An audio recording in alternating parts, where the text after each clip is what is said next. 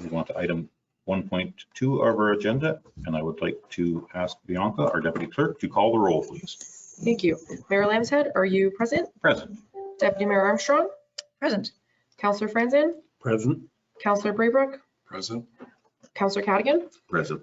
Okay, and for staff, we have Donna Taggart, CAO Treasurer. Present. We have Jesse Clark, Clerk. Present. We have Steve Brockbank, Director of Emergency Services. Present. Dylan Kosh, Director of Recreation and Facilities. Present. Evan Grieger, Director of Public Works. Present. Barb Waldron, Director of Building and Planning, CBO. Present. We have Sarah Dillamarter, Junior Planner. Present. And we have Rachel Stark, Economic Development and Marketing Coordinator. Present. And we have Adele Arbor, Planner. She's just on the line, just getting connected. And Bianca Dragicevic, Legislative Coordinator, Executive Assistant to the CIO, is present. Okay, thank you very much. Please let us know when Adele is online. Okay, now we'll move on to item 1.3 of our agenda, which is the land acknowledgement and moment of reflection.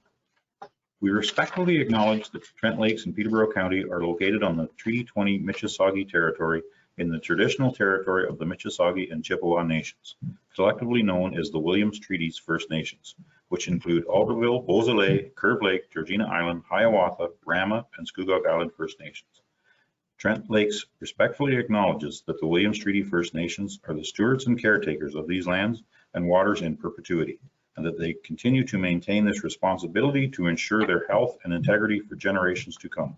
We will now take a moment to reflect on these principles and our duties and responsibilities as members of council.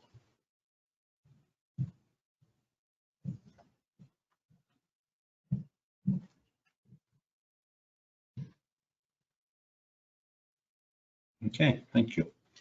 We move on to item 2 of our agenda, which is the disclosure of pecuniary interest. If anyone has a pecuniary interest on an item on the agenda, please state it now or at any time during the meeting prior to discussing anything on the item you have an interest in. I'm seeing no hands. We can move on to item 3 of our agenda, which is the approval of the agenda. I would entertain Councillor Franzen for a motion to Approve our agenda. Okay, and I have Deputy Mayor Armstrong for a seconder. All in favor? That motion is carried. We move on to item 4, which is the adoption of the minutes. We can adopt all the minutes at once, or we can do them individually, depending on the wishes of council. See Deputy Mayor Armstrong, go ahead. Motion to approve all of the meeting minutes. Okay, do I have a seconder for that motion? See Councillor Cadigan. All in favor? That motion is carried. Thank you. We can move on to committees and board, which is item 5 of our agenda. We have some economic development, PRCAC, and we have special police services board minutes. Anyone want to speak to any of those, or we can receive them in one motion? See Councillor Franzen. I'd like to make a motion to receive all of those minutes. Okay, do I have a seconder for that motion? I'll second it. Councillor Cadigan for a seconder. And can I comment? You certainly For can. you, Mayor? Yes, you certainly can. I have a report regarding Cavendish Culture and Rec. Is it appropriate now or later on? I think we'll do that later on when you have a minute out. There's a section later on the agenda. Okay. Okay. So all in favor? That motion is carried. Now we have go to section 5.4 of our agenda, which is liaison reports and council boards and committees. I'd like to speak there now. Go ahead, Councillor Cadigan. Cavendish Culture and Rec Committee met in January. I'm sorry, I don't remember the exact date. We have a few upcoming events that are worth noting. First is Food Handlers Course on February 14th, Valentine's Day. Open to anybody interested. They require 14 attendees. I think there's 7 or 8 so far, so they're looking for more people to attend. There's new software for volunteers in the Cavendish Hall. So if anybody's looking for software training, it'll be March 6th, 10 to 11. And the final Family Day event, we're going to have the usual chili contest we haven't had in a while with bonfire and hot dogs, and hot chocolate. And there'll be games inside if the weather's too cold outside. But those are what's coming up in Cavendish Okay, What's the date on that, Joe? on the 20th 20th.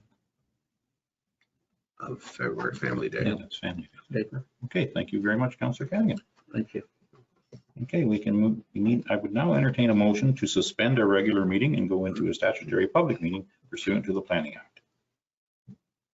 Could I see Deputy Mayor Armstrong for a mover?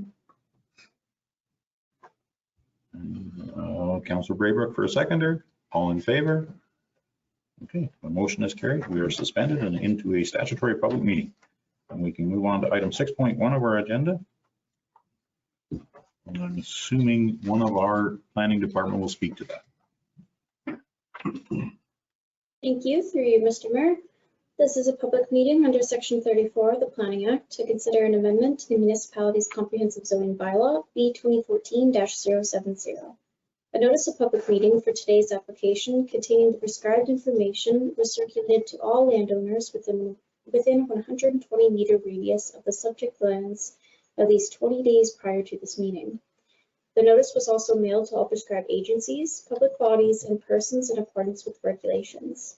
Anyone wanting to be notified of any decision from today's public meeting must send in a written request to either myself or the clerk, and the notice of passing will be mailed to them, setting out the method and manner in which appeals may be made to the Ontario Land Tribunal. Please note that if a person does not send a written comment prior to the passing of the bylaw or make an oral submission at a public meeting, that person may not be entitled to appeal the decision. Thank you. Okay, thank you very much. Is there anyone here that would like to speak for or against this application in the gallery? Through you, Mr. Mayor, I'll just present the zoning bylaw amendment for Yes, please. file number 22-21 Anglage.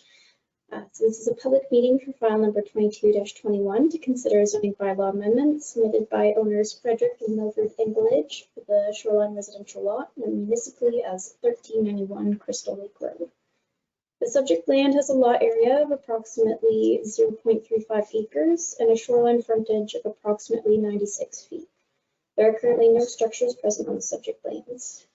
The applicant wishes to construct a dwelling with a walkout basement and an attached garage having a combined total ground floor area of 155.8 square meters.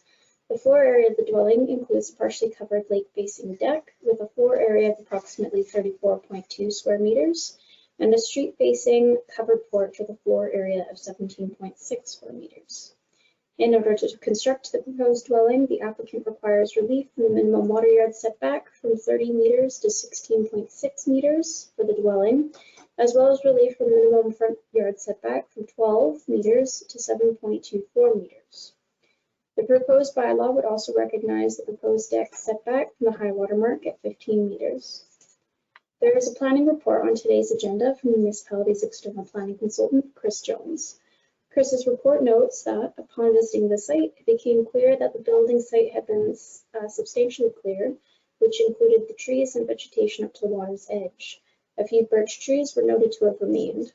The environmental impact study provided by the applicant supported the development of the lot subject to a minimum 15-meter water yard setback, and that concerns surrounding the wildlife could be mitigated through a series of recommendations during and after construction.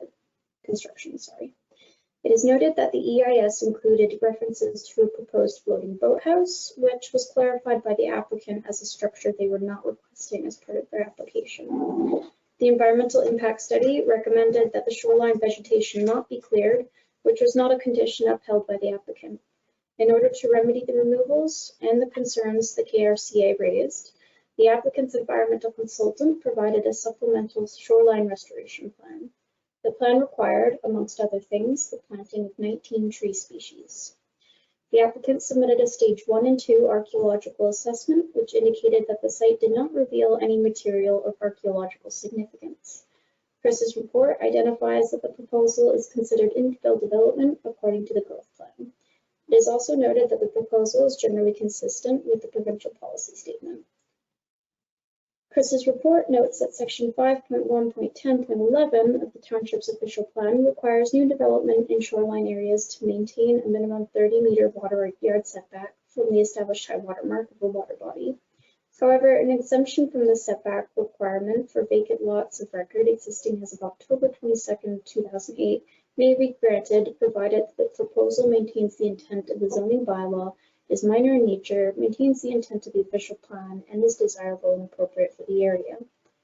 A development agreement has been virtually signed, and 3 physical copies of the agreement have been sent out for the applicant's signature to be registered on title to ensure that the recommendations of the EIS, Environmental Impact Study, and Shoreline Restoration Plan are adhered to.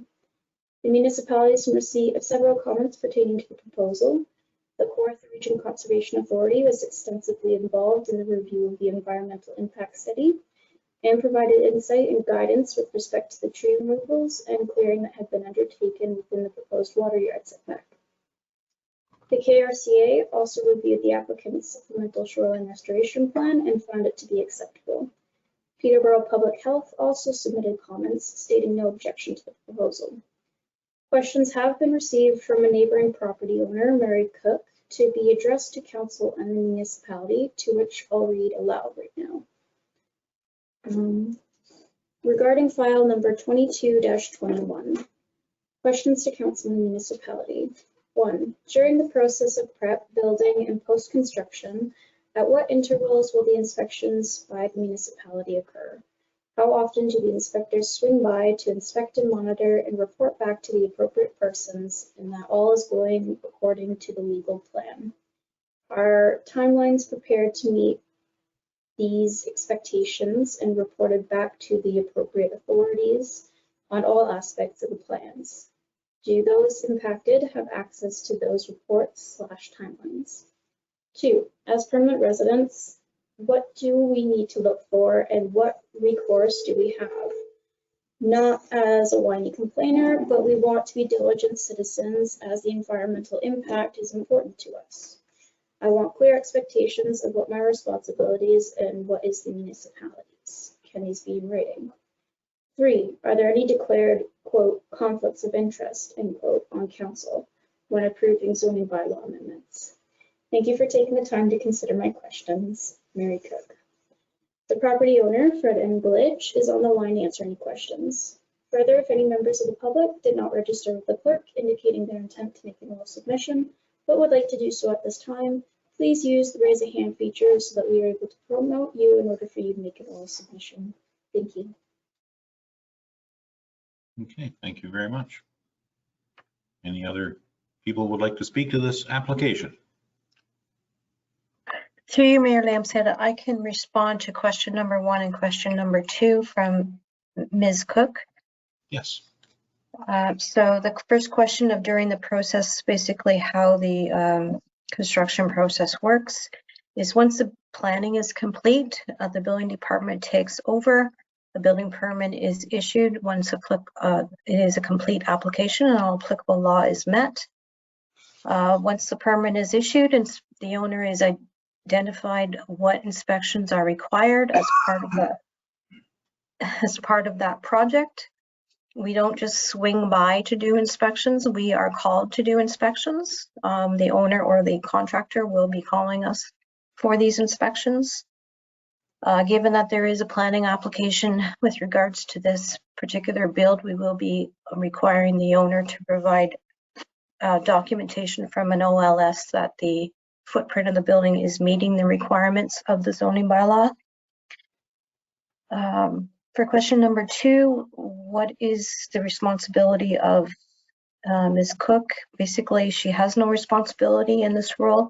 The building department works with the applicant or the owner on the project, and we ensure that it is built to code and per the zoning. Okay, thank you very much. That was Barbara Waldner, CBO. Okay, any other questions, any comments? Anyone else would like to speak for or against this file? Thank you. Yeah, Fred Englage is on the line. I can unmute you, Fred, if you have anything to speak towards for this application. Go ahead, Fred, if you're, unmute yourself. I'm actually Fred's wife, Mildred. Fred's leading another meeting right now, so he sends his regrets that he cannot be here. I think Fred has sent in all the documentation and everything that was required, so I don't have any further comment. Okay, thank you very much. Anyone else? Any comments from council? And we have Mary Cook has also raised her hand. I'm going to unmute you now, Mary. Okay, Mary, if you can unmute yourself. And Thank you. And thank you for addressing the questions. I appreciate.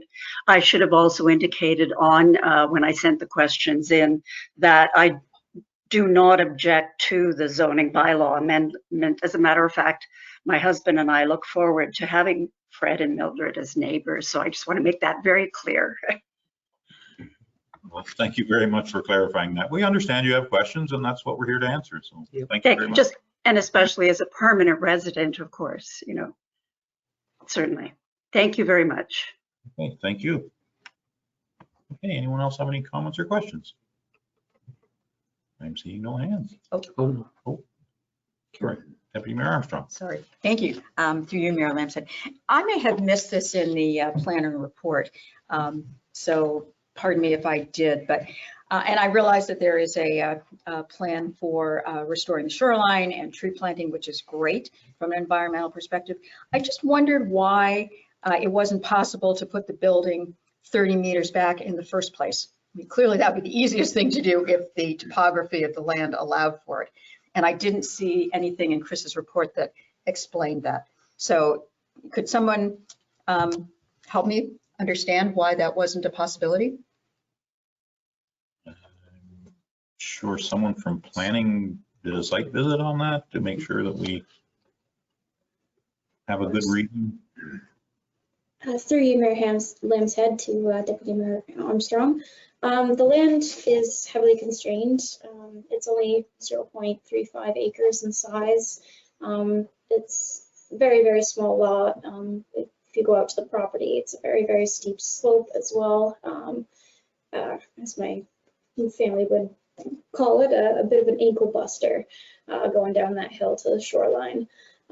So it's significantly constrained, and I think all matters considered with the proposal and the studies that have been brought to us, it's evident that the proposal is protecting the shoreline and to its best extent possible with the constrained lot size that is present on lands today. Okay, thank you very much. Any other questions? Does that answer your question? I think it does. Yeah, I mean, I would hope that our first position would be trying to make sure that it's set back 30 meters. And then we would have to find a reason for that not to be. And it sounds like in this case, the actual configuration of the lot really precluded that. Okay, thank you very much.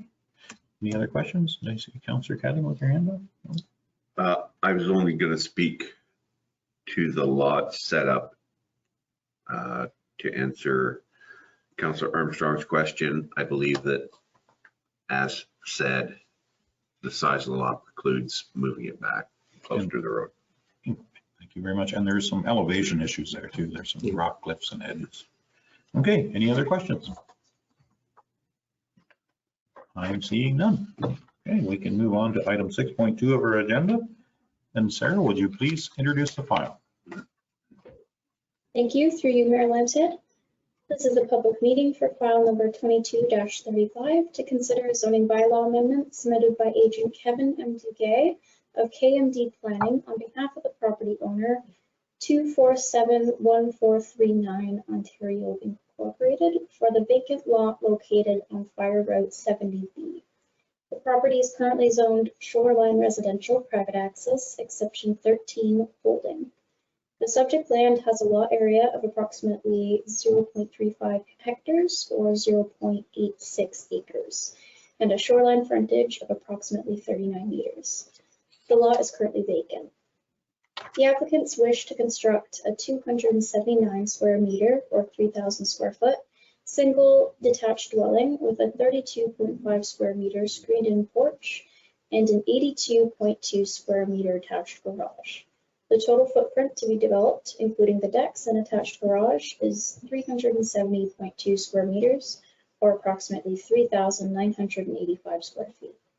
The dwelling will also contain a basement, resulting in a gross total floor area of 672 square meters, or 7,235 square feet. The lot functions as a corner lot with a private road frontage along the western and southern lines. As such, the lot is subject to a 12-meter setback from the boundary of a private road. Although the applicant is able to comply with the 12-meter setback from Fire Route 70B, which will provide driveway access to the lot, the applicant is unable to comply with the 12-meter setback from Fire Route 70C, which functions as an access to the lagoon and marina facility. The applicant requires relief from section 9.6.13B of the zoning bylaw to reduce the minimum setback from 12 meters to 4.5 meters. There is a planning report on today's agenda from the municipality's external planning consultant, Chris Jones. Chris's report identifies that the proposal is considered infill development according to the growth plan. It is also noted that the proposal is generally consistent with the provincial policy statement. He also notes that the subject lands are located in the recreational dwelling area official plan designation and are subject to special policy section 5.1.37. The proposed zoning amendment seeks to only reduce the setback from the private right-of-way and does not create any conformity issues with the official plan. The applicant has submitted the requisite archaeological assessment, and therefore, if the applicant enters into an agreement as required by the Shoreline Residential Private Access 13B zone, the holding provision can be removed. Peterborough Public Health provided commentary on the proposed file, stating no objection to the proposal as long as the owner applies for a sewage system. The agent, Kevin Duguay, is on the line to answer any questions. Any member of the public did not register with the clerk, indicating their intent to make an oral submission, but would like to do so at this time. Please use the raise a hand feature so that we are able to promote you in order for you to make an oral submission. Thank you. Okay, thank you very much, Sarah. And Kevin DeGay, you're on the line. Could you unmute yourself? And Yeah, Kevin is on the line. He's in there twice though, so I'm gonna just one. Oh, that was the wrong one. Thank you, Mayor Lambshead, council members. For the record, my name is Kevin Duguay. I am the planning consultant for the property owners. I can advise council that I have considered the memorandum prepared by Chris Jones, your municipal planning consultant, and I agree and concur with his recommendations. I can also advise that the property owners did provide this morning a signed copy of the required development agreement with Adele Arbor, so that's in hand. I've also considered and have reviewed the archaeological assessment that was required for this property and concur with its findings. As Ms. Delmarter has identified, the application is limited to one variant, one amendment, and that is a setback of this proposed dwelling relative to Fire Route 70C, which functions as an access to the waterfront. To put in context, the physical separation then between this building, its north side lot line, and assuming lot 25 or unit 25 was similarly developed, the setback between the two dwellings is approximately 75 feet. So the spatial separation is appropriate. And if any council members have had opportunity to visit the property, as I have enjoyed the opportunity, the north side of the property, the marine access route, is actually landscaped and has a fairly attractive streetscape and presence. So there's buffering, there's the road, the physical separation between this dwelling and the future development of unit 25, it won't be crowded by any stretch of the imagination. In conclusion, Mayor Lambshead, I can advise that we support the recommendations of your municipal planning consultant and municipal planning staff. I am available to answer any questions should they arise. Thank you very much. Okay, thank you very much, Kevin. Does council have any questions? I'm seeing no questions. Oh, I see Councillor Braber. Go ahead. Sorry, quick question. I don't know whether I should address it now or later on. I'll ask the question. Because the client submitted the development agreement document to Adele this morning, does that change the wording in the recommendations 1B?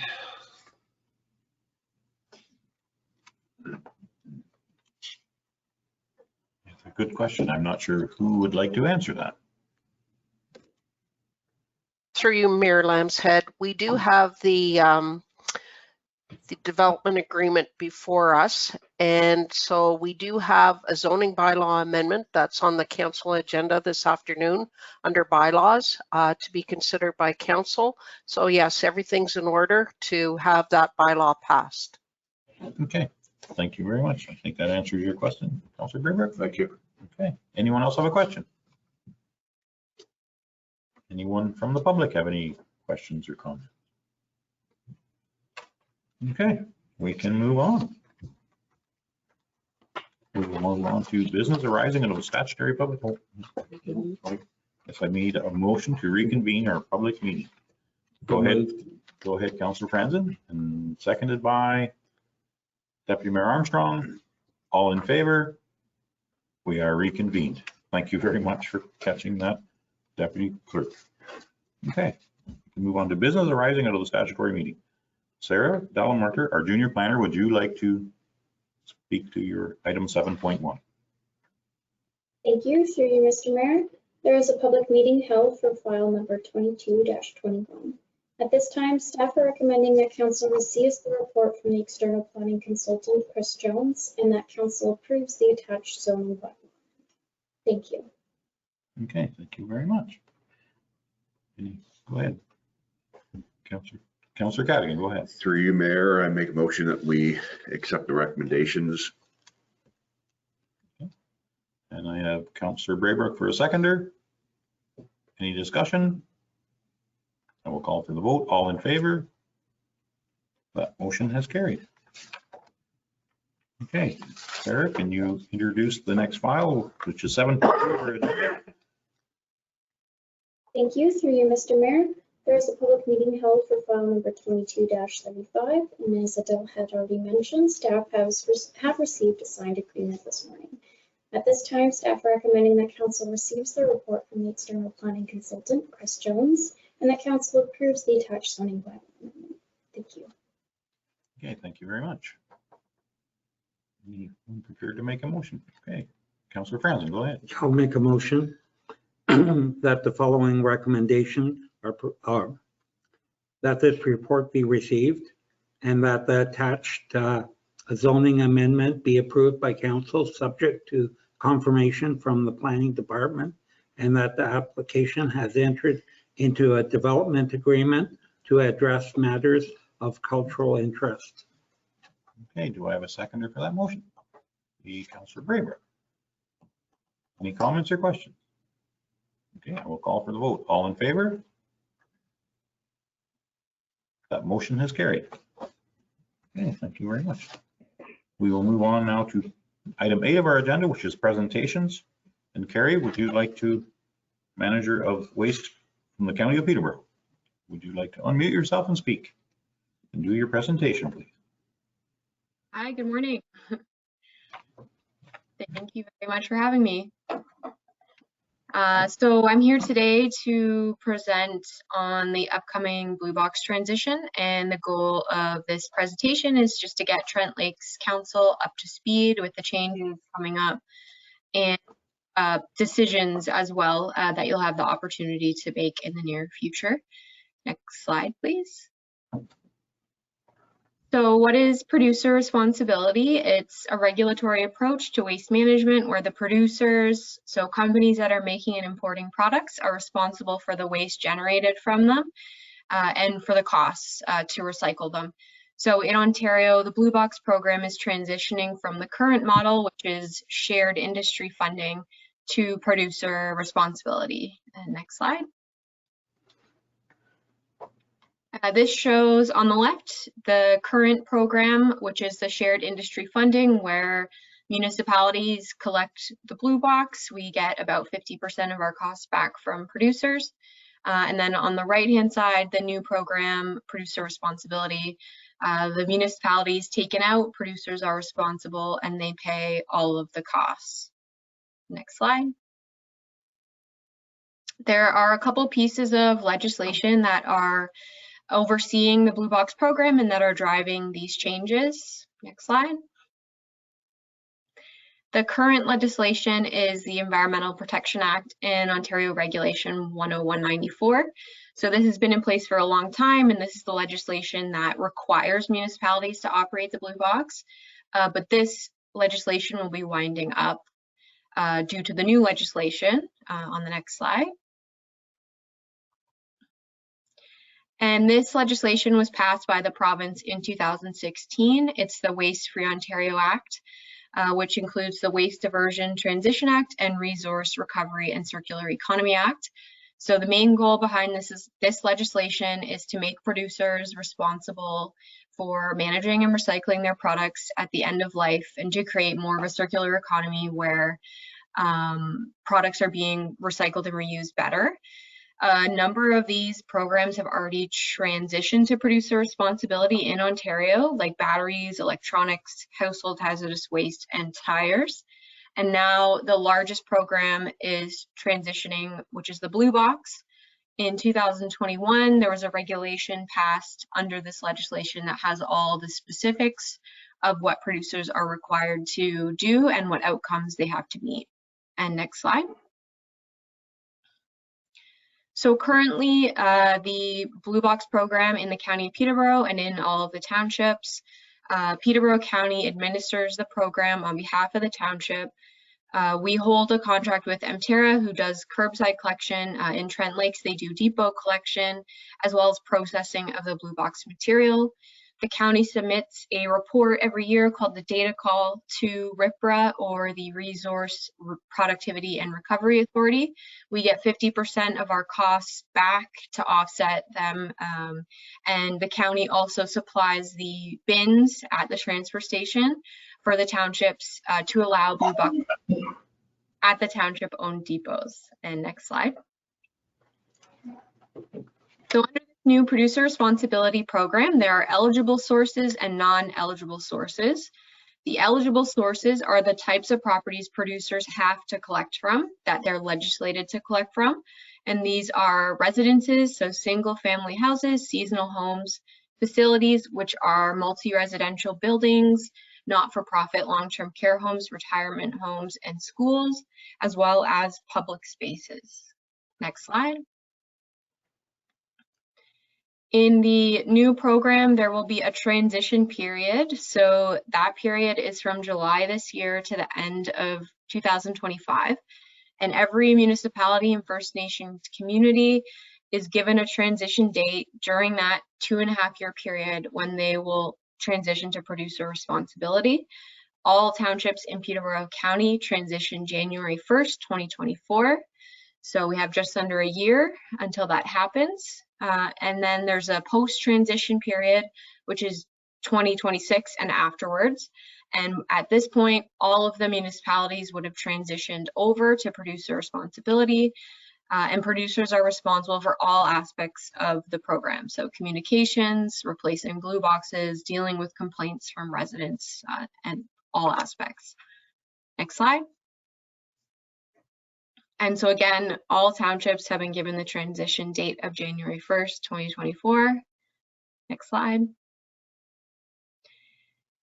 As far as what's going to be included, like what types of materials are going to be included in the Blue Box program during the transition period, so in 2024 and 2025, producers have to accept the same materials that are currently being collected in each municipality. So there won't be any change. But in 2026, producers have to collect a new list of designated materials, which is over and above what we're collecting now. Next slide. So on the left, these are materials that are typically included in Blue Box programs in municipalities. And on the right is the list of products that are included in the new producer responsibility program starting in 2026. So everything that we're collecting right now will continue to be collected, but there will be new items added in. So things like styrofoam, single-use products like plastic cutlery, forks, plates, straws, things like that. So it's an expanded list of materials. Next slide. And so a nice thing about this change is that right now, what's recyclable in Trent Lakes may not be recyclable in Toronto. It may not be recyclable in any other municipality necessarily. So it's different in every municipality across the province. But in 2026, when this happens, it will be consistent across the province. It will be one Blue Box program everywhere.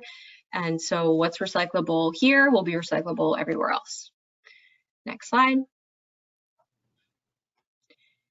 And it's important to know that some of the language there's a difference between the producers and a producer responsibility organization, or PRO. So producers are the brand holders, importers, and retailers of products that contain Blue Box materials. They're any company that sells products and packaging into the Ontario market. And so these would include things like grocery store foods with packaging, retail store items with packaging, and fast food packaging. A producer responsibility organization, or PRO, is a company that producers sign on with, and they represent the producers and they help them meet their obligations under the regulations. So they pretty much do the work for them.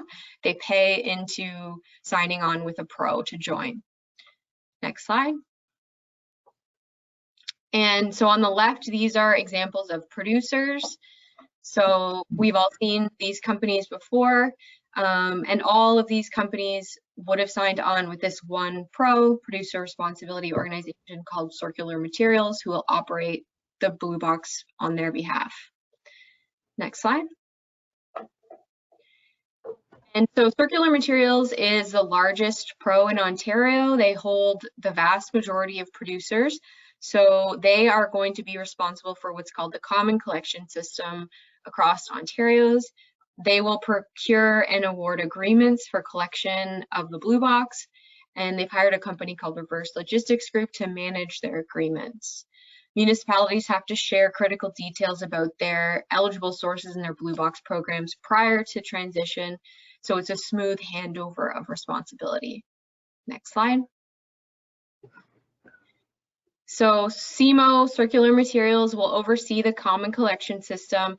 They'll make sure that there are curbside Blue Box programs and depot programs across the province.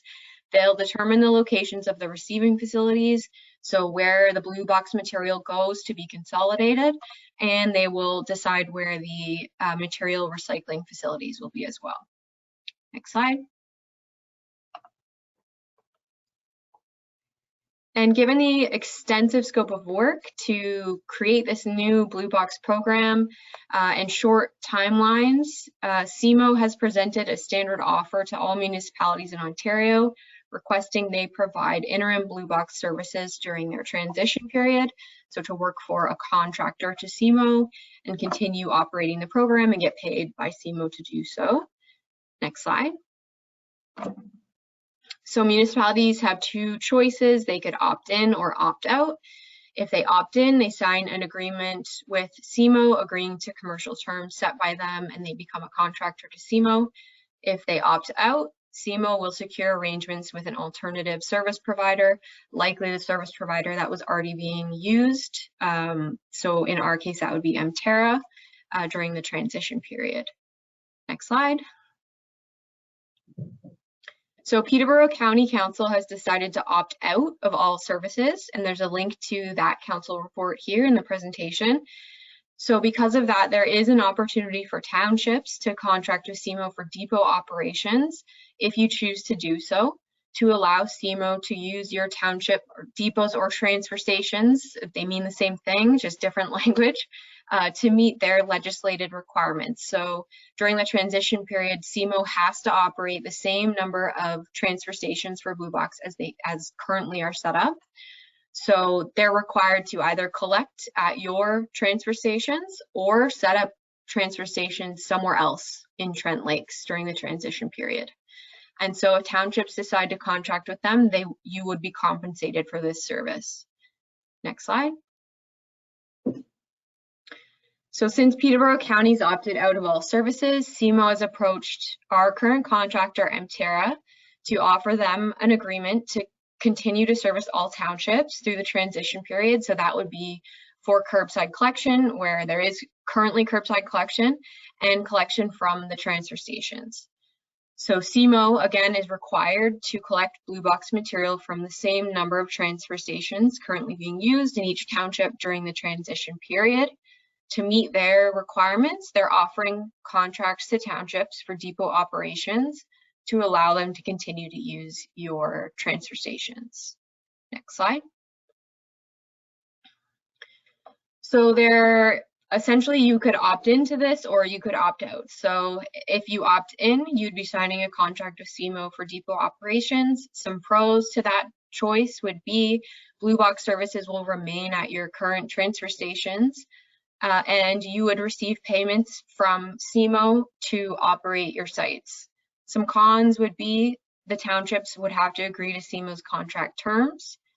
And the payments will be standardized for all townships. So they're not going to be based on your actual costs. CMO has done some studies and they are going to be coming up with a payment model that will be the same for all townships based on however many depots you operate.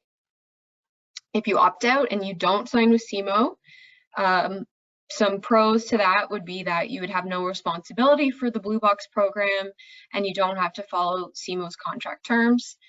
You'd also potentially have additional space at your transfer stations to use for other diversion programs because there wouldn't be all of the blue box bins, front end bins there anymore. Some cons would be that CMO will have to offer blue box services at another location in your township. So it would be inconvenient for residents because they'd have to go to multiple locations. They would be bringing their garbage and other material to one spot and then have to bring their blue box material to another spot. And another con would be that townships won't receive payments if you opt out. Next slide. So as far as next steps, CMO has scheduled a meeting with each township. I believe Trent Lakes, your meeting is scheduled March 6th. So that would be with the staff at Trent Lakes, who should be attending that meeting, and county staff will also be present at the first meeting to help assist with any conversation and questions that are asked.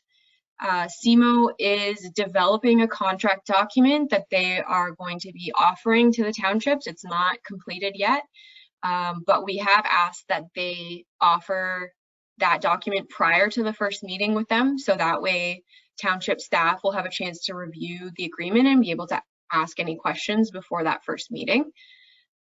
CMO will also be presenting a standard payment model to all the townships. We also have not seen that yet, but we have asked that that's ready before the first meeting on March 6th as well. As far as site infrastructure, the county currently owns the front end bins at all the transfer stations, but there's an opportunity during the transition either to transfer ownership to the townships or to the contractor, Emterra. And then ultimately, once the townships have had a chance to meet with CMO, negotiate, then they can bring a decision to you, to Trent Lakes Council, to decide what to do going forward. Next slide. And then the final thing I wanted to touch on in this presentation is the non-eligible sources under this new producer responsibility program. So all of these types of properties on the right-hand side, commercial properties, municipal properties, places of worship, campgrounds, none of these are eligible under this new legislation, which means that producers do not have to accept material from these properties. Basically, they will allow at the transfer stations, if you decide to sign on with them, they will allow that material to be mixed in during the transition period. So for that first 2 years, but they will deduct payments to recycle that material if we continue to accept that material at the transfer stations. There is also an option to have that material mixed in for where we collect curbside collection during the transition period as well. And we currently collect from about 600 of these locations curbside. In Trent Lakes, we do collect from 17 campgrounds that would be included in this list in Trent Lakes currently.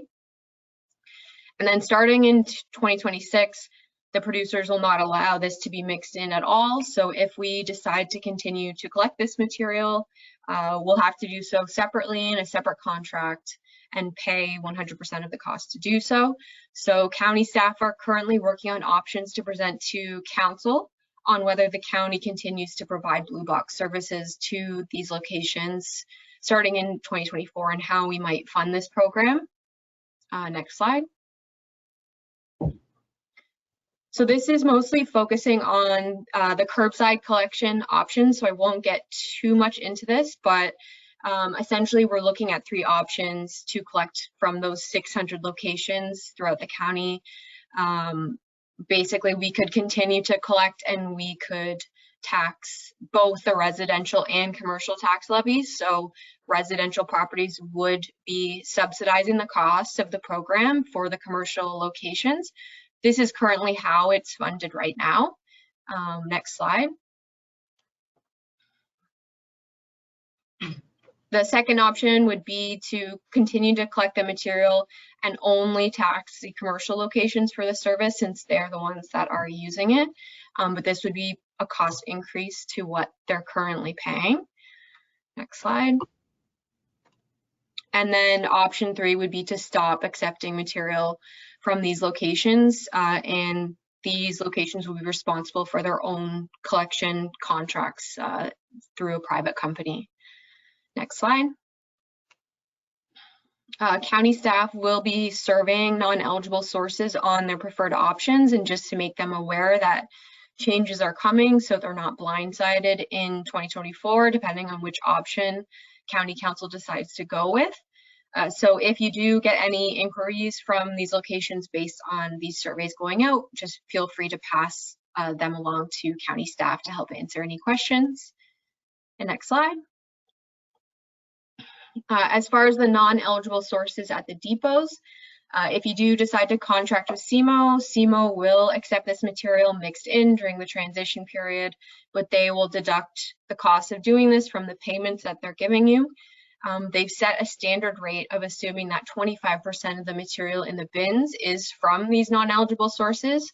However, they have developed a couple of ways that townships can prove that it's less than that, because it most certainly is less than 25%. And I know Trent Lake staff has already started working on that and going through one of their methods, which is looking at impact data, and they came up with a percentage that's much, much lower than that. So that's good. If you do decide to go that route, you could use that percentage that's much lower than 25%. And so we're working closely with township staff on options for this. There's still a lot of work to be done in this area, but it's something that I want to make you aware of. Next slide. So as far as summary and next steps, all townships transitioned to producer responsibility on January 1st, 2024 of the Blue Box. The counties opted out of providing all Blue Box services. CMO will be required to provide a contractor for collection curbside as well as at the transfer stations. CMO is interested in working with the townships for depot operations to allow them to meet their legislative requirements and use existing depots for Blue Box. They will be setting up meetings with each township, and county staff will be included in that first meeting to help out. CMO will provide townships with contract documents and a payment model, and then township councils can determine whether you would like to contract with CMO or not. And county staff will continue to work with townships on non-eligible source options at the transfer stations, and we'll be sending out those surveys early this year. County council will determine how to move forward with non-eligible sources curbside for the most part, and then county staff are available to assist townships wherever needed. And that concludes my presentation. Okay, thank you very much, Carrie. I'm sure we have lots of questions. Does any member of council have a question? I have a question or a Go ahead, comment. Councilor Brandon. Through the mayor. I'm wondering if we're just transferring this from the municipal tax base to a consumer-backed tax base, because obviously consumption prices are going to be going up, but that they're producing garbage. The producers aren't going to be eating these costs. And I have one other comment. I just wonder about some of our businesses in the area. If that transition takes place, if their businesses will not be viable. Good points, Councilor Brandon. I don't hear an answer, but. Yeah, sorry, I wasn't sure if it was a question or just a comment, but I can certainly comment on it. Through you, Mr. Mayor, I agree with the first sentiment. It's definitely a concern that costs could be transferred to the consumer rather than the taxpayer. It's something that's definitely been brought up during this whole process. It's going to be difficult to kind of calculate or keep track of that because we are seeing such inflation and high costs on everything, but it is a concern. And as far as the businesses, if they are using, like in Trent Lakes, if the businesses are using the municipal program, they wouldn't be paying, like they would be bringing that materials to the depots, so they would not be taxed for that other service that happens throughout the rest of the county. They're not currently being taxed for that because they don't have curbside blue box collection. Yeah. Anyone have any other questions? I can see Deputy Mayor Armstrong. There we go. Your hand's up. Go ahead. Oh, sorry, was there a delay? Yeah, there is again. Oh, okay. Thank you. Through you, Mayor Lamstead. Hi, Carrie. Good presentation. Thank you very much. I understood a little more the second time around, but still not grasping it all. I have three questions/comments. The first one is, could you share with everybody a little bit of why the county chose to opt out?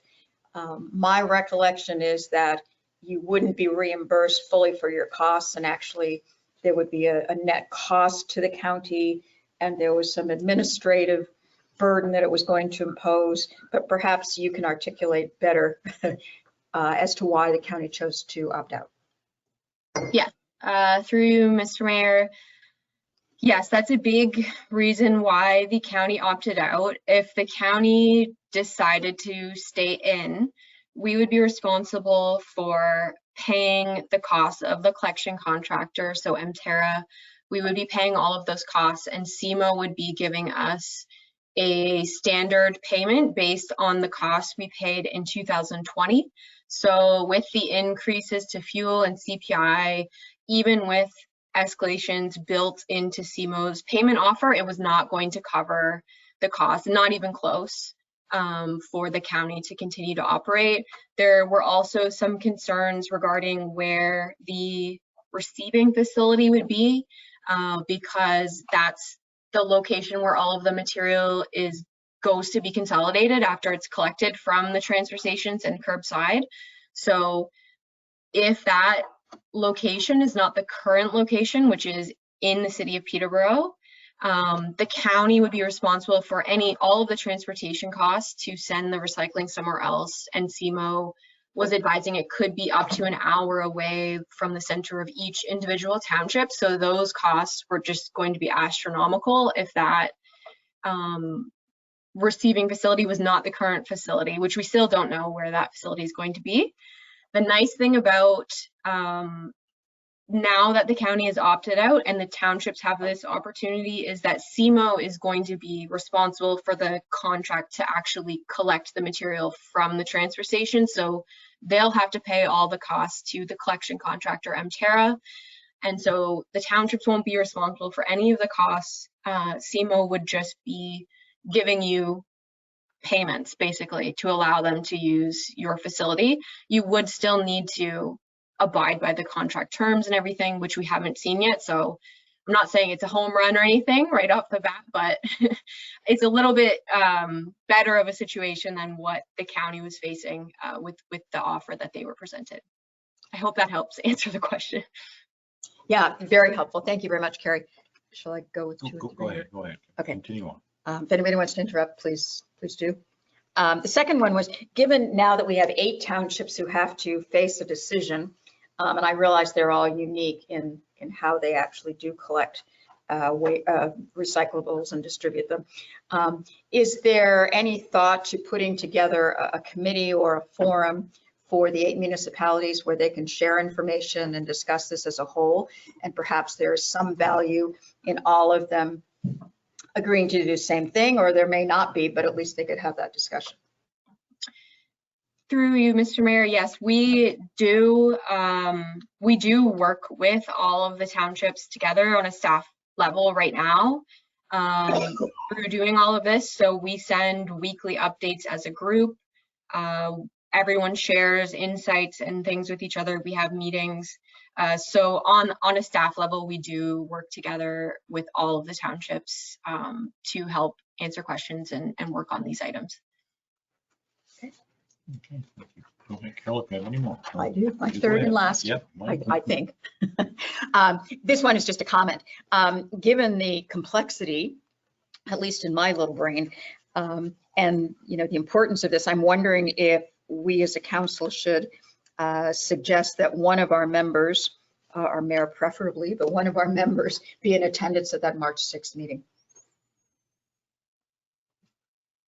That's really not to you, Carrie. It's, I guess, I think that's important. tossing it out. Yeah, I think that's important if I'm invited or allowed to be there. Any other comments? Councillor Braber, go ahead. Through you, Mayor, just a quick comment. It's just a question. What mechanism are we going to be using to keep the public informed as far as how we progress through, whether we're going to consider options 1, 2, or 3, and how is the municipality proposing to keep the public updated? I mean, this is a huge deal for, as Councillor Franzen mentioned, to our business area and our current blue box users. Yeah, so I was just wondering what type of mechanism moving forward, and the question might be a little premature, I understand, but just throwing that out there for some fodder. Go ahead. Can you answer that, Carrie? Yeah. So on the county level, we are working on a communications plan to start as early as this summer for residents to make sure that they're aware that this change is coming.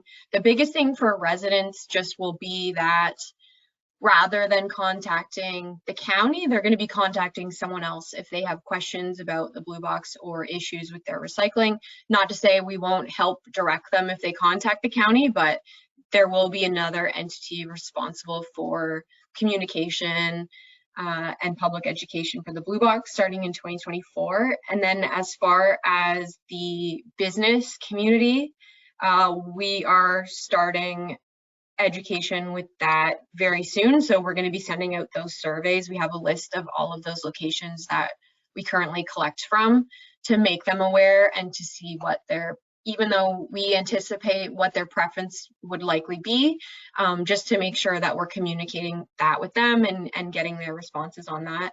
So those will go out in the mail. And then our other, as far as educating the residents, we plan on we send out mail outs every year. So we plan on including some of that information in the mail outs that go to residents throughout the county. Okay, thank you. Go ahead, Councillor Braber. Yeah, sorry, through you, Mayor. One quick question, sort of benign, but on page 12 where it shows designated materials, I was just wondering, I don't see textiles in the post transition. Now that may just be I just don't see. Yeah, through you, Mr. Mayor, I don't believe textiles are included in the new blue box list. Some municipalities would include textiles in a blue box type program. Not a lot of them do. So that I don't believe that's an item that's in the new blue box program. Any other questions? You know, I just have a couple comments. It startles me that we're going to be charged per depot. That in Trent Lakes, we are very geographically challenged, so we'll have 4 depots, and I'm concerned that that's going to greatly increase our cost to do the blue box recycling. I do like the idea that we may have be able to use a lot smaller percentage rate of stuff from businesses and things. Like I believe our staff think that's around 2%, not 25. So that might help us a little bit there. But just wondering if you'd comment on what we think it's going to cost us, because obviously this is going to come with a very large change in our cost because we have 4 depots. Yes, so your costs should not theoretically increase at all, because with these agreements, you're going to be paid per depot. So SEMA will be paying you to cover some of your depot operations costs, and townships currently aren't getting any revenue to offset this right now through the blue box. However, as you were mentioning, that 2% or so that staff were able to come up with, that is the non-eligible material. Though that payment would be, those costs would be deducted from your payments. So your payments from SEMA would be a little bit less than they would be. So theoretically, your costs should not increase with this. Okay. Thank you very much. Any other questions? I'm seeing none. I thank you very much for your presentation, Carrie. No problem. Thank you. I would entertain a motion to receive that presentation. See Councillor Franzen for a mover. Motion to receive. Deputy Mayor Armstrong for a seconder. All in favor? That motion is carried. Thank you very much. Okay, now we can move on to item 9 of our agenda, which is delegations. And 9.1 is Lois O'Neill Jackson from the Kin Mountain District Healthcare. Can you unmute yourself, Lois, and go ahead? Good afternoon, Mayor, members of council, and staff. Many of you already know me. I'm Lois O'Neill Jackson, and I'm a director on the Kin Mountain District Health Services Foundation Board. In this role, I'm a member of the Recruitment Committee, the Communications Committee, and lead on the Kin Mountain District Health Center Liaison Committee. You know me, I always have to be busy doing one thing or another. Today, I have a dual purpose for being here.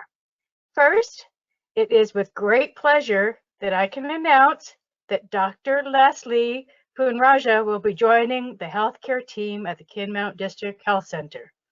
Dr. Poonraj comes from England, where he has been practicing medicine for 20 years, 15 as a family doctor and 5 in a hospital.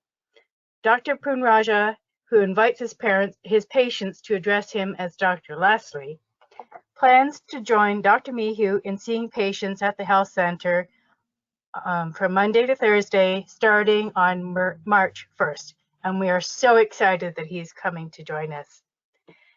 Dr. Leslie will not be accepting new patients at this time. And as you may be aware, Dr. Mehu has been caring for a large number of patients for several years. So initially, she will be sharing her existing practice with Dr. Leslie.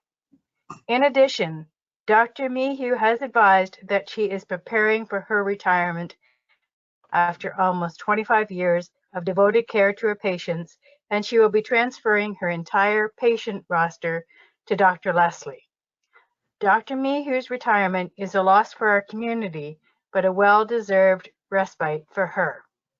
This does add some urgency to the renewal of the lease agreement as well, which I hope we will be able to discuss soon.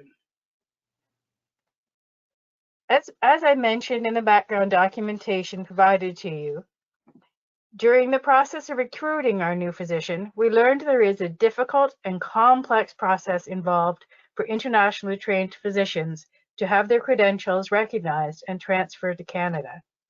The process took Dr. Leslie approximately 6 months, and it required a lot of work and patience while he navigated the system.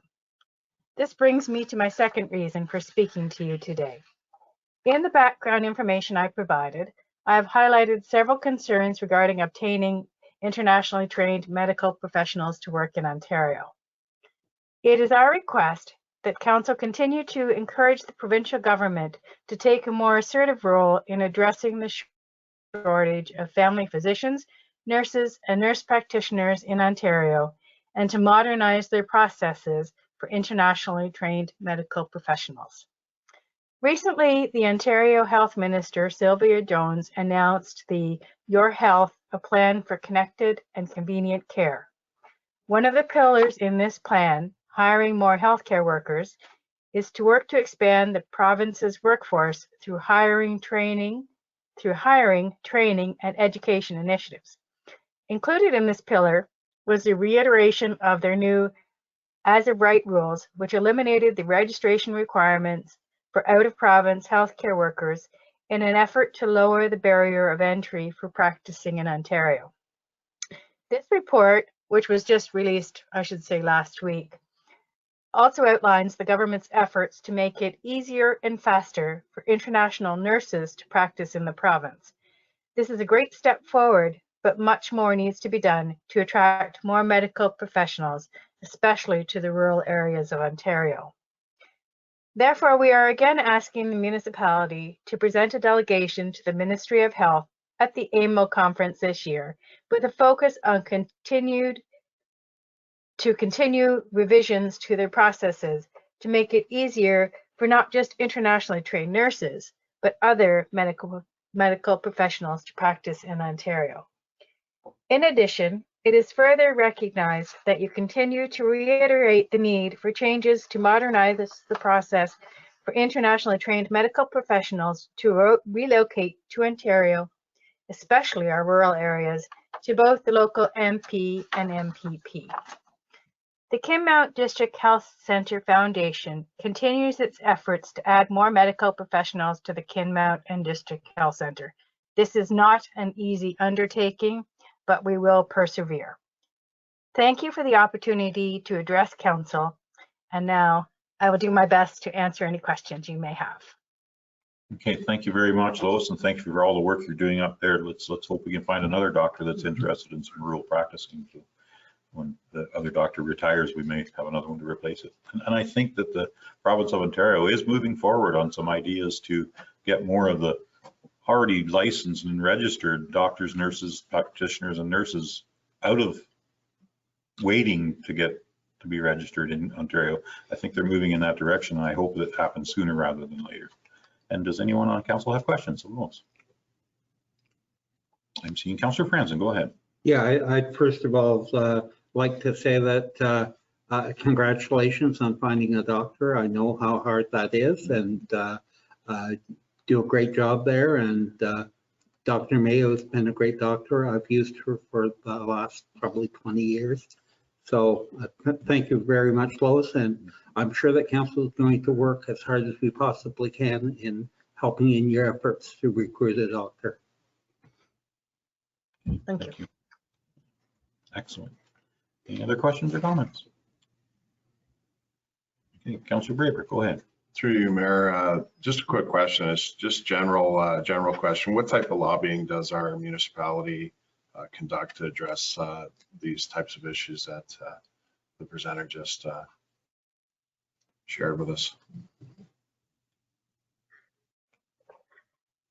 I'm not sure we have an answer. Go ahead, Councillor Franzen. You can. Yeah, I know that we made a presentation at AMO last year about the recruiting of doctors and nurses in our area, that it was vitally needed.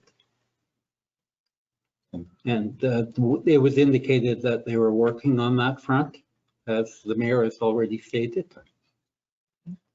Thank you. Any other questions or comments of Lois? Okay, thank you very much, Lois, for your presentation. And I'm sure that we will be putting a presentation at AMO for this very reason, if things haven't changed drastically by then, because I think things are going to change fast. So, thank you, Lois. We can only hope. Thank you very much. Okay, anyone prepared to make a motion to receive that presentation? See Deputy Mayor Armstrong. Motion to receive. And Councillor Cadigan for a seconder. Any comments or questions? I will call for a vote. All in favor? That motion is carried. Unanimous. Okay, we will move on to staff reports. We have none from Public Works. And we have item 10.2, Recreation Facilities. Dylan Kosh, our Director of Recreation Facilities. Would you like to speak about Odenang Park? Thank you, Mayor and Council. Before you have a report regarding the improvement project at the Odenang Park. The municipality, as a condition of our grants, engaged in some archaeological assessments. We've completed up to stage 3, including stage 3, and it has yielded approximately 200 artifacts in a large section of the park. So, next up is stage 4, which can include avoidance and protection, which is essentially it's a little bit simpler for us because it's unlikely to require any sort of land transfer because we are an authority having jurisdiction in these types of situations. But essentially, it's agreed upon by the municipality that we won't touch the archaeological site area and a 10-meter buffer around it. The other option being excavation, in which the entire archaeological area is dug up. Cost range for that we've gotten so far is $30,000 to $60,000 plus. Staff are recommending the avoidance and protection because the playground that we have, committed to build falls outside of that area. Now we've met with our contractor on site, mapped it all out, and we can stay outside of the buffer area, which is great news, as well as the approved viewing platform that was scheduled also falls outside of that area. As well as, basically the only thing that's been discussed for the improvement project is the pavilion, which would be affected by this. If, projected for its original area, it would be, sit smack dab in the middle of the site. So staff are recommending that we avoid and protect it because we can continue with everything else, and the rest of the site can be cleared by the archaeologist. And if council wishes to proceed with the pavilion down the road, it would just be a part of that project to excavate that area. Again, there are other potential locations on that site if they still wanted to consider a pavilion or a gazebo that might not land within that area. Okay, thank you very much, Dylan. Anyone have any questions of Dylan? I'm seeing no questions, Dylan, which is a good sign, I hope. Anyone prepared to make a motion? I'm seeing Deputy Mayor Armstrong. Thank you, through Mayor Lamson. Yeah, thanks, Dylan. Thanks for all the patience of your department and others in working through this little unexpected glitch. So the motion is simply to receive the report and direct you to proceed with the application for the partial clearance and recommendation that we have the avoid and protect for the archaeological site. And that will, of course, enable us to move forward with the playground, which is great. Okay, do I have a seconder for that motion? See Councillor Cadigan. Any other comments? We'll call for the vote. All in favor? That motion has carried. And to the virtual gallery, sometimes the hands don't go up on the screen, but I do look and make sure that the hands are up. Sometimes there's a bit of a delay, so just to be assured that I am looking for the hands. Thank you very much, Dylan. Okay, item 10 is fire and emergency services. We have none. We have building and planning. Sarah De La Magra, our junior planner. Can you please introduce this one? Thank you. Through you, Mr. Mayor. On today's agenda, there is a municipal appraisal form for consent file B-185-22 submitted by agent Richard Howell on behalf of the property owners Laney Investments Ltd.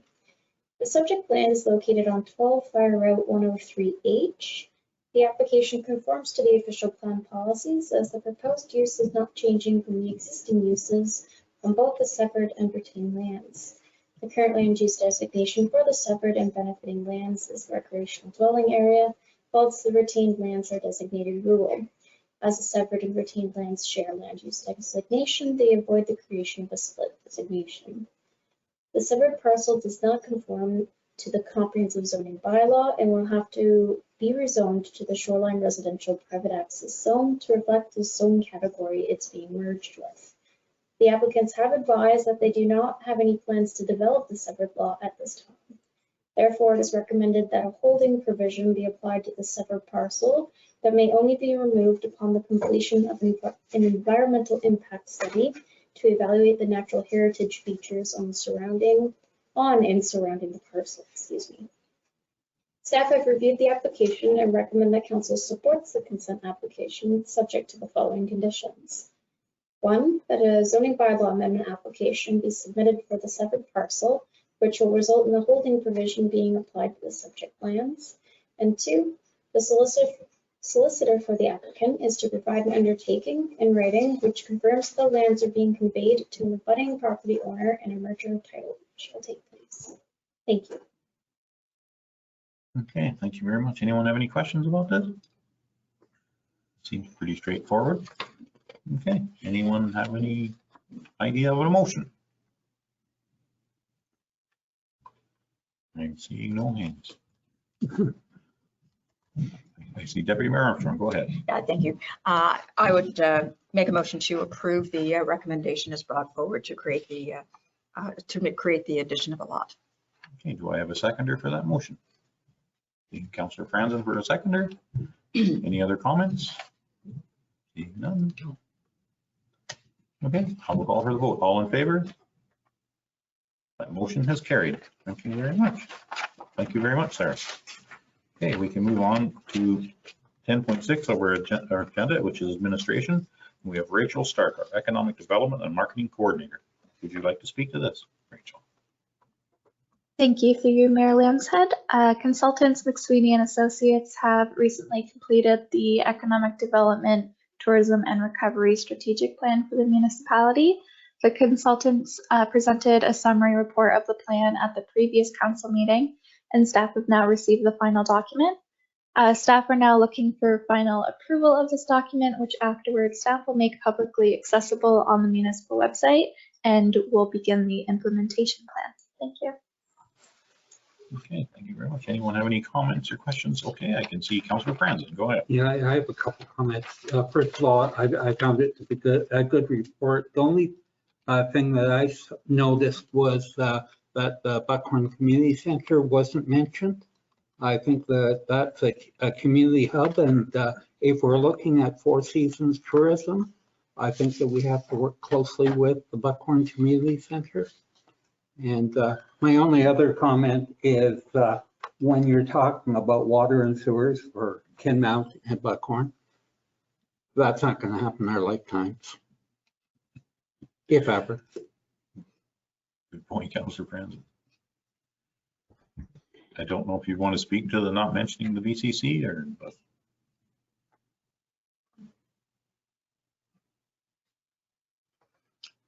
If not, we can go on to another question. Anyone have another question? Go ahead, yeah. Deputy Mayor Armstrong. Yeah, thank you, Mayor Lambshead. You're right, Rachel, that the next step would be to prepare an implementation plan, because obviously this is a great report and directionally tells us where we want to go, but we need to put some actions and timeframes and responsibilities around that. So what's your sort of estimated timeline around putting together an implementation plan and reviewing that with council? Not to put you on the spot, but I guess I am. For the most part, the implementation part or plan is filled out. Some of the timelines may change due to needing funding and things like that for certain action items, but it can definitely come to council at one of the following meetings, probably within the next month. Awesome, thank you. Good, that's great news. I mean, it's nice to have that in front of us so we can make some decisions here quickly. Thank you. Okay, any other questions? Councillor Franzen, go ahead. Yeah, Rachel, I'm a little bit confused about meetings. We have a meeting on the 16th at 1 o'clock, I believe, council, 1 till 4. And there, I guess there's a meeting in the morning in the Buckhorn Community Center. Do I have the dates right, or am I confused? Oh, sorry, Rachel, through Mayor Lambshead. Yeah. That's for the strategic plan.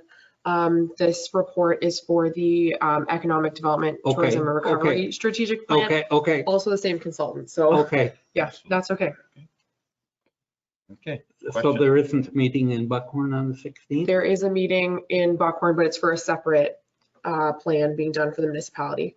Is council expected to be there, or council welcome to be there? Council will have their separate meeting in the afternoon. Okay. Yeah. And that is on the 16th, correct? Yes. Okay. Okay, I think that question is answered itself. Oh, go ahead, Councillor Braber. Through you, Mayor, I support Councillor Franzen's sentiments about the BCC not being mentioned. Now, I don't know whether or not this document can be amended. And just in reviewing the document, it does make specific references to other areas. So I don't know whether it can be amended to include the Buckhorn Community Center, and I don't know how that, whether I'm overstepping my comments, because the BCC is a private entity, so I don't know how that would work. So I was just wondering if that could be amended and in alignment also with the Buckhorn Community Center's strategic priorities on wanting to build partnerships and that sort of things. If you want to answer that question. Yeah, I did want to comment on Sure, if I may, Mayor Lambshead. My strong suspicion is that we will see BCC in the implementation plan, because we can't really strengthen the commercial core of Buckhorn and move to a four-season economy without involving the BCC. So I don't think there's any need to amend the plan per se, as long as it's brought into the implementation plan, which I, as I say, strongly suspect it will be. Hint, hint, Rachel. Thank you, Deputy Mayor. Okay, thank you very much. Any other questions? Okay, I would entertain a motion. Anyone have prepared to make a motion? Councillor Franzen, go ahead. I'll make the motion to accept the recommendation from staff. Okay, do I have a seconder for that? I see Councillor Cadigan for a seconder. Any comments or questions? Seeing none, I will call for a vote. All in favor? That motion is carried. Okay, thank you very much, Rachel. And we can move on to item 10.6.2 of our agenda, which is Donna Taggart, our CAO Treasurer. Donna, would you like to speak to the summary reporting Q4? Yes, thank you, and through you, Mayor Lambshead. So before you is the 2022 Q4 report. Just wanted to acknowledge the hard work of staff. You will see that this report contains a lot of stats from departments that continue to be very busy in Trent Lakes.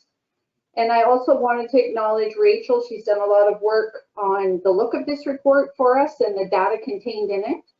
So yes, we're here to answer any questions council may have on the report. We have someone from all departments here.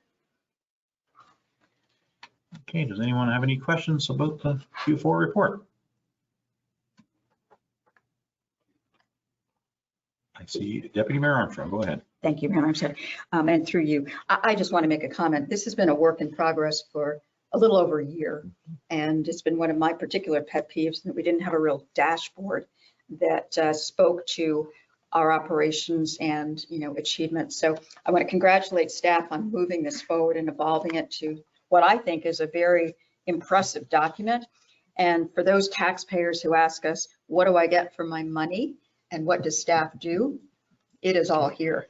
So I had mentioned actually to Donna offline that I thought we needed to find a way to promote this much more, because I think it does answer questions. There's some really strong successes buried in here for each of the departments. I won't single them out because I'll probably forget one and they'll feel neglected. But it was a tough year, lots of increases in many areas. And I think there are lots of really good news stories buried in here that we should share. Thank you very much, Carol. I do agree with that. I think that's something we should be sharing this document. This is a lot of work by a lot of people, and our entire staff's been involved in one way or another, and I think it's important to support that. So thank Thank you very much for that comment. Go ahead, Councillor Franzen. Yeah, it's just a question. I didn't see it in the report, but I was wondering what the timeline is on the short-term rentals moving into stage 2. We have a three-stage approach, and the first year was supposed to be stage 1, second year stage 2. So I'm just wondering how we're progressing on to stage 2. So through you, Mayor Lambshead, to Councillor Franzen, I'm going to be bringing a report dedicated specifically to that topic to council. I'm going to take the data that we collected last year and implement it into the phase 2 points that we made.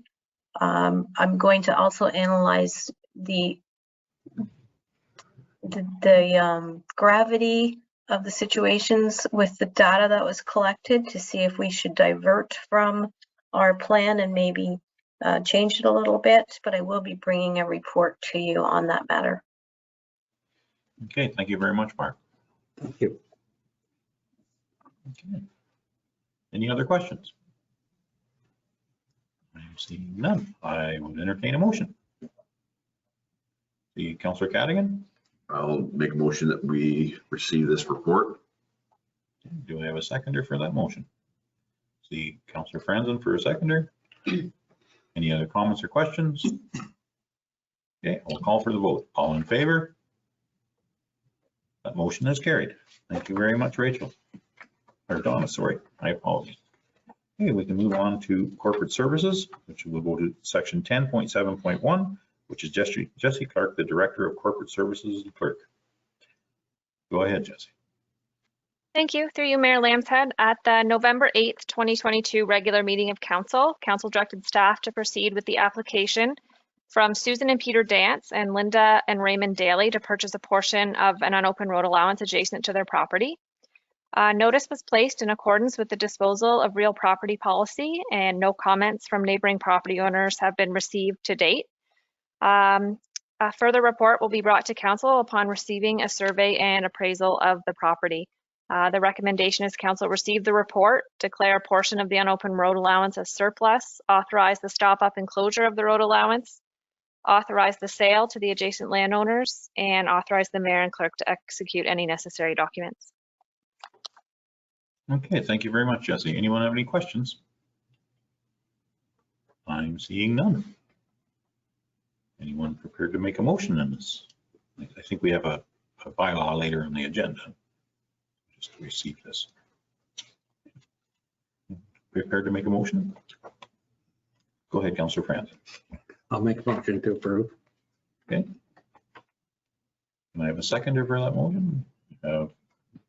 Councillor Cadigan, all in favor? That motion is carried. Okay. We can move on to 10.7.2 of our agenda, which is once again Jessie Clark, our Director of Corporate Services and Clerk.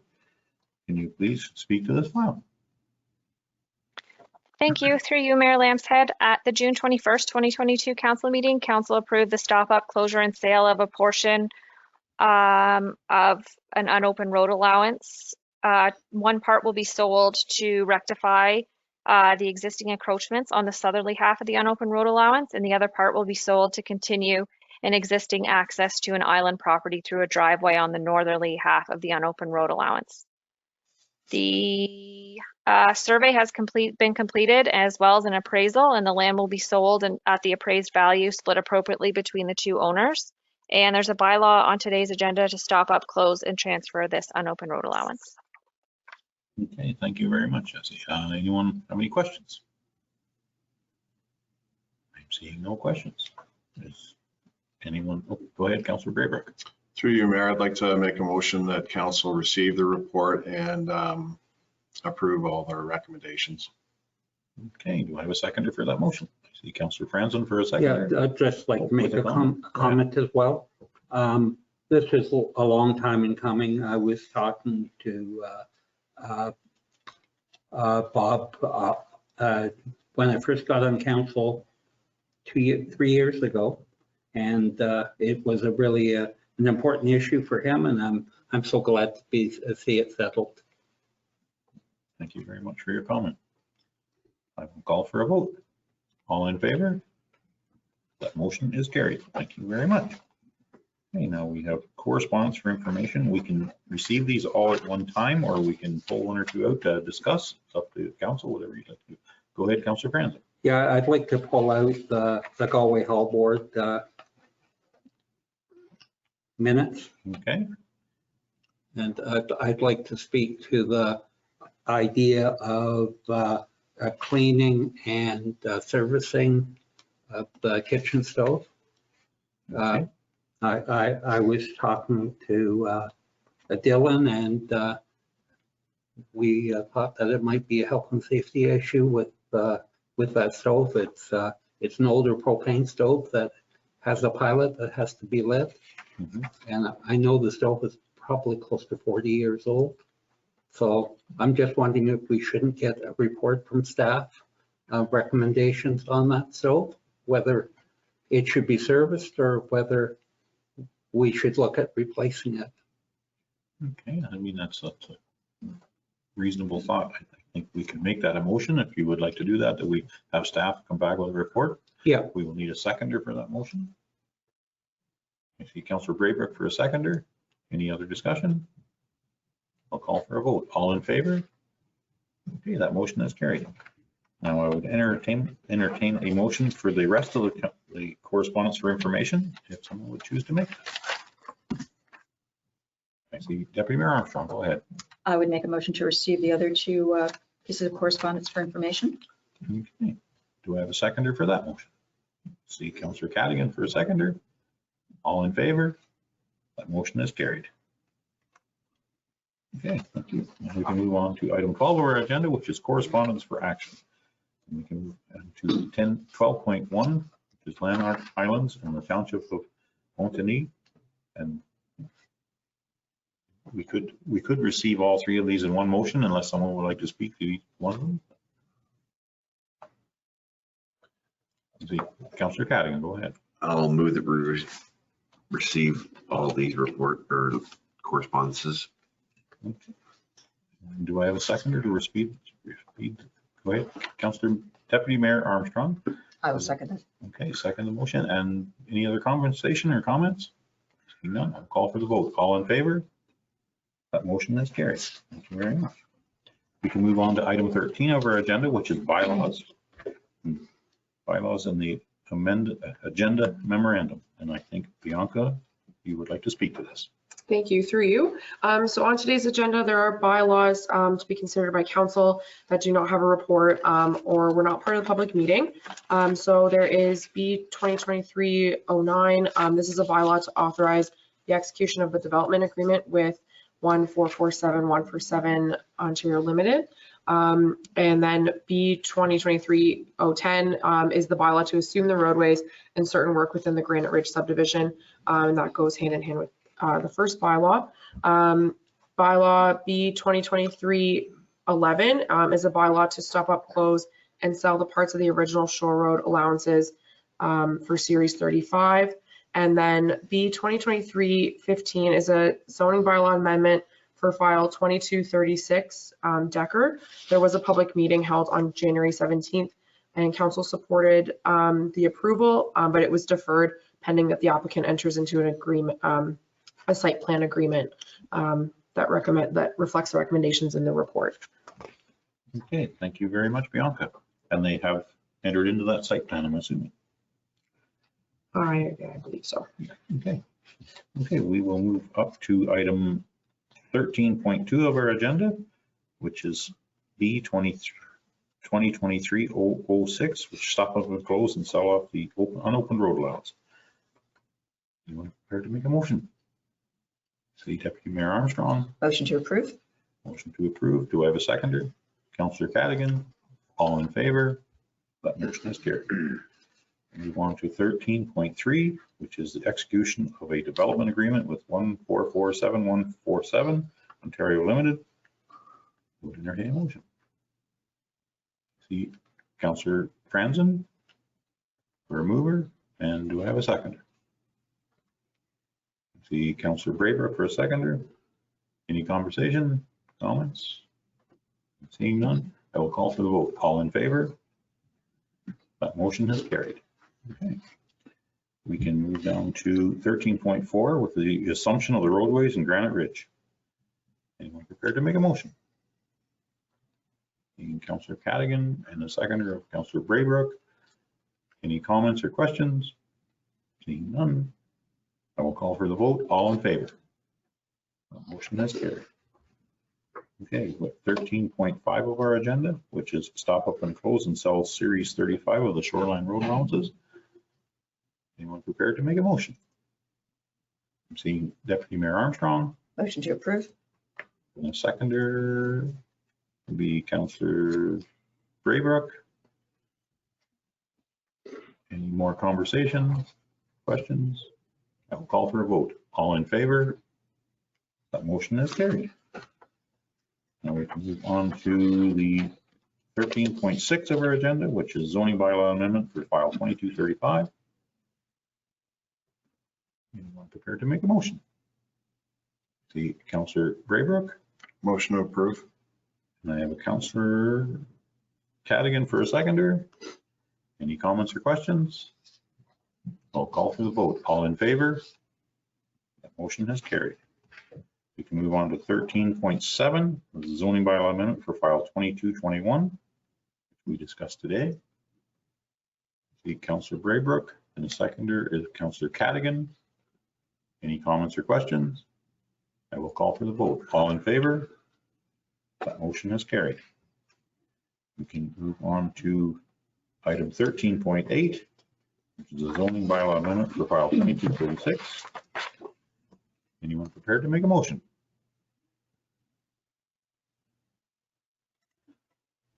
See Deputy Mayor Armstrong. Motion to approve. And Councillor Cadigan for a seconder.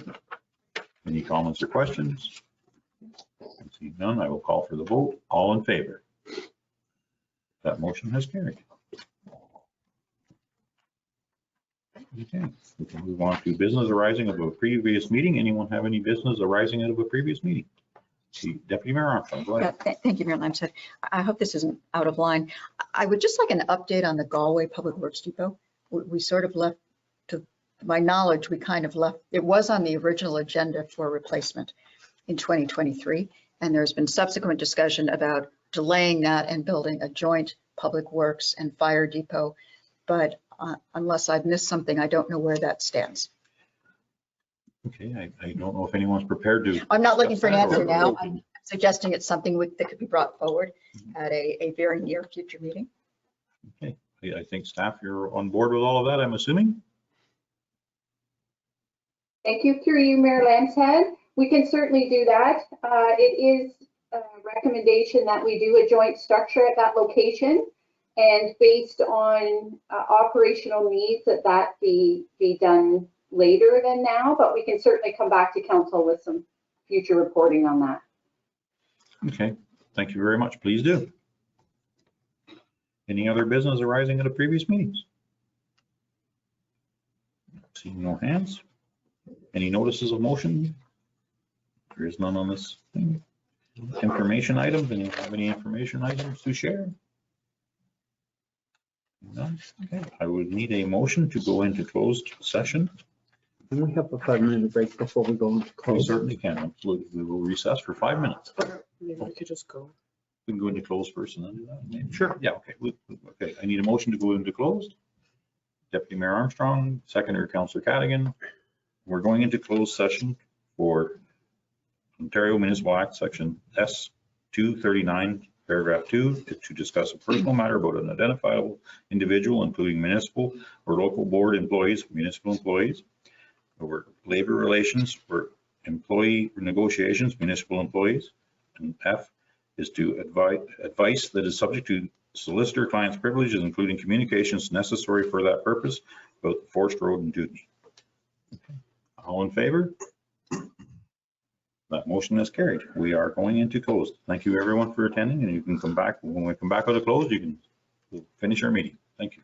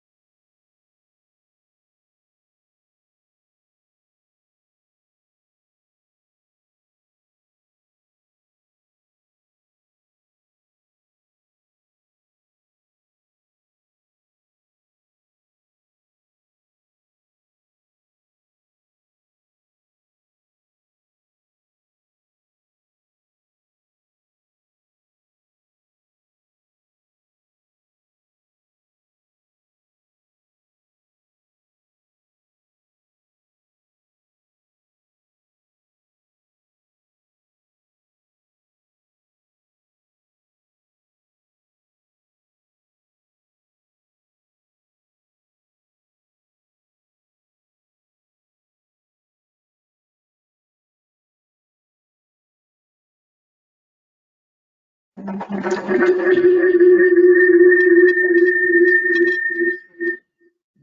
that your stomach, Joe? Okay. Anybody have their audio on? That's mine, I think. Everyone's should be on.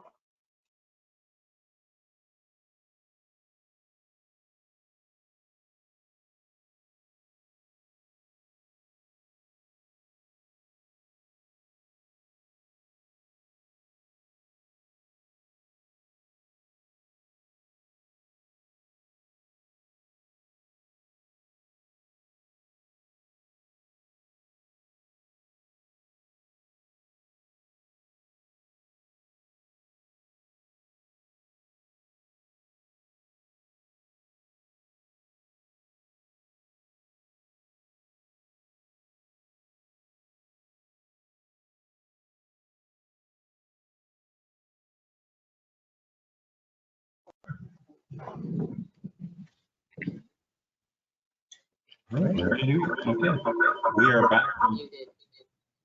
We are back from our closed meeting. I need a motion to rise from our closed meeting. I see Councillor Braybrook. Motion to rise. And I need a seconder, Deputy Mayor Armstrong. All in favor? Motion is carried. We are back in our regular meeting. So business arising, section 18 of our agenda, which is business arising out of our closed meeting, we have none. We have section 18.1, the adoption of the minutes of our closed meeting from January 17th, 2023. I would need a motion. See, Councillor Franzen and Councillor Cadigan, all in favor? Motion is carried. Okay, we can go to section 19. Item 19 is the adoption of the confirming bylaw. See Deputy Mayor Armstrong and Councillor Cadigan for a seconder. All in favor? That motion is carried to adopt the confirming bylaw. We can move on to section 20, which is the adjournment of our meeting. Anyone care to make a motion to adjourn? See Deputy Mayor Armstrong and Councillor Cadigan, all in favor?